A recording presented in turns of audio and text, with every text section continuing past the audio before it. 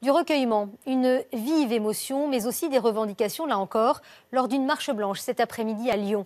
1 millier de personnes se sont rassemblées en mémoire d'Anne-Laure, une jeune femme de 28 ans, tuée par un chauffard qui a pris la fuite en octobre dernier. Sa famille demande une évolution de la loi qui permettrait de retrouver le conducteur. Peggy Lieudono, Frédéric Badard et Géraldine Cornet-Lavaux.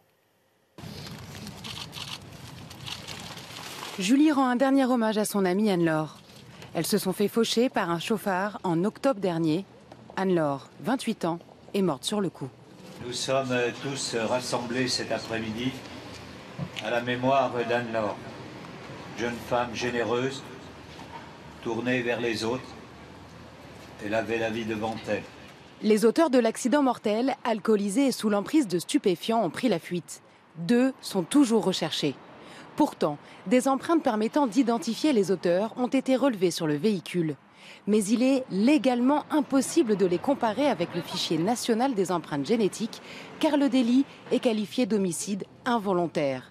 Pour le père de la victime, la tristesse fait place au sentiment d'injustice. Comment peut-on qualifier ça d'involontaire? C'est une question de bon sens. C'est pour ça que je dis, quand on monte dans un véhicule, qu'on n'a pas de permis, qu'on est alcoolisé, qu'on franchit un feu, qu'on a un excès de vitesse, qu'on tue quelqu'un et qu'on s'enfuit, tout ça, c'est volontaire.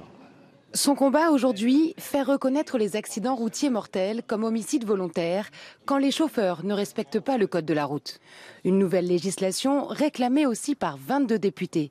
Les sanctions seraient donc plus sévères et les enquêteurs pourraient ainsi avoir accès au fichier national des empreintes génétiques. Cette proposition de loi sera de nature à aider les enquêteurs dans leur travail, qui permettra aussi à ceux qui connaissent une telle situation de peut-être faire leur deuil et de pouvoir, en tant que victime, avoir une réponse de la justice de notre pays.